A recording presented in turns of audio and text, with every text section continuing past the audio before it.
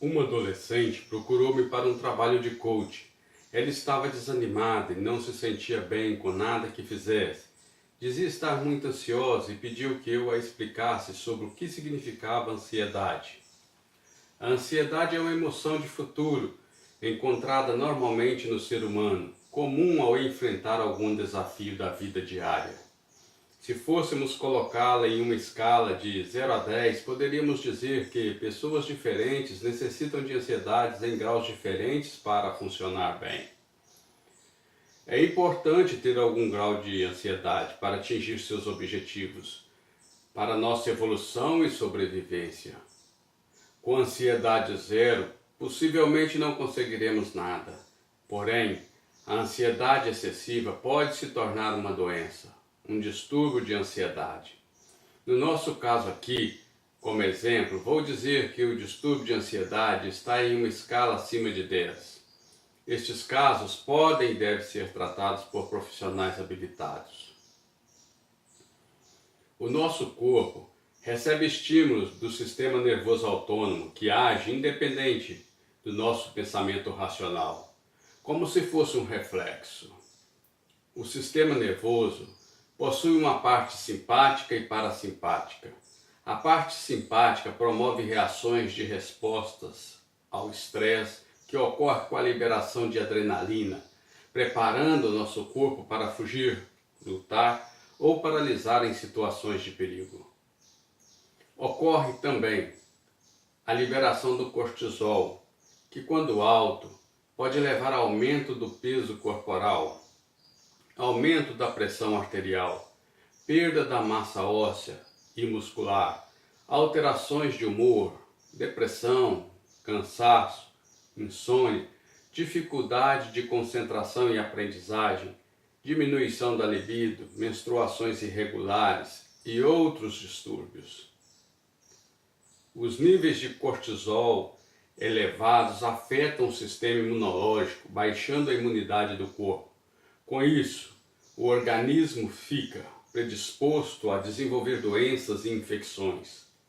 Os distúrbios de ansiedade mais comuns, aqueles que na nossa escala, como exemplo, ficaram acima de 10, são: transtorno de ansiedade generalizada, onde ocorre a preocupação excessiva ou expectativa apreensiva.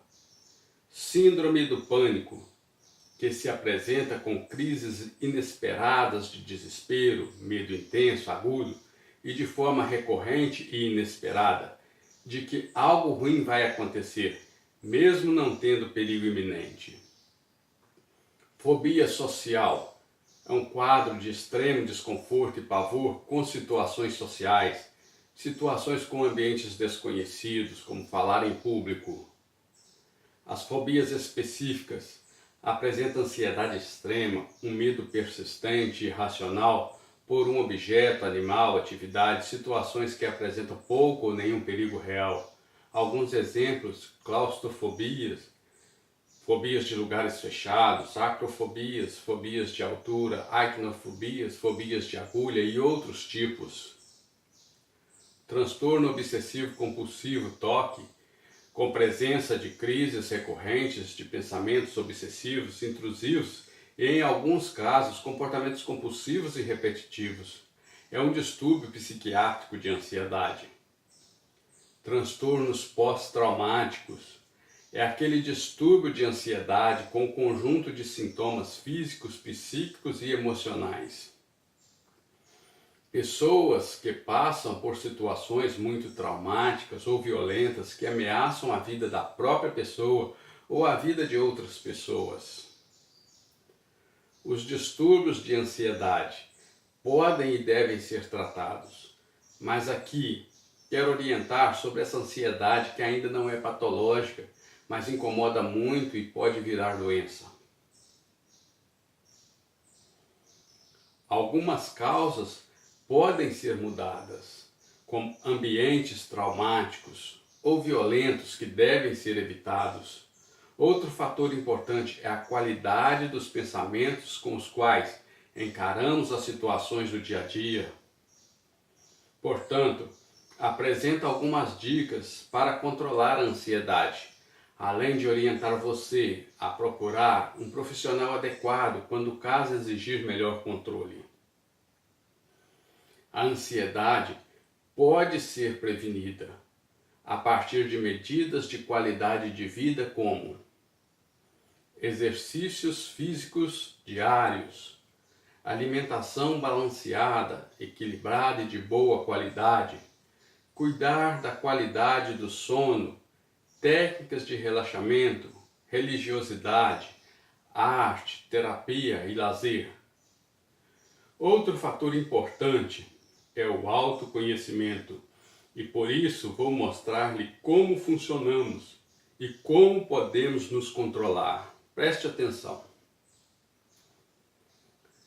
A primeira coisa que acontece é o pensamento. Ou falamos alguma coisa para nós mesmos, ou vemos uma imagem na nossa cabeça. Então, a partir disso, vem um sentimento que traz uma emoção.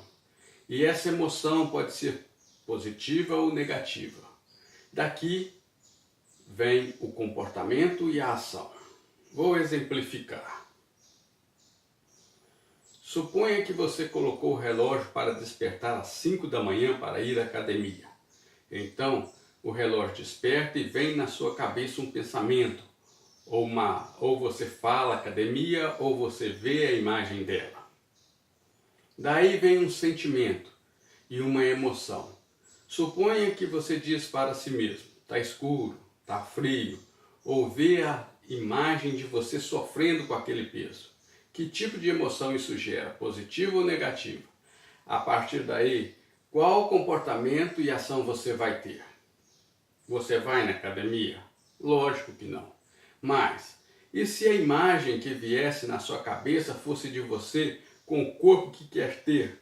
Ou se fosse a imagem da paquera sua chegando lá? Agora você vai, não vai? Então, todo o processo está dentro da gente. Só depende do estado emocional, não é? Se controlarmos qualquer destes passos, modificamos a maneira como reagimos. Experimente isso na sua vida e verá o resultado.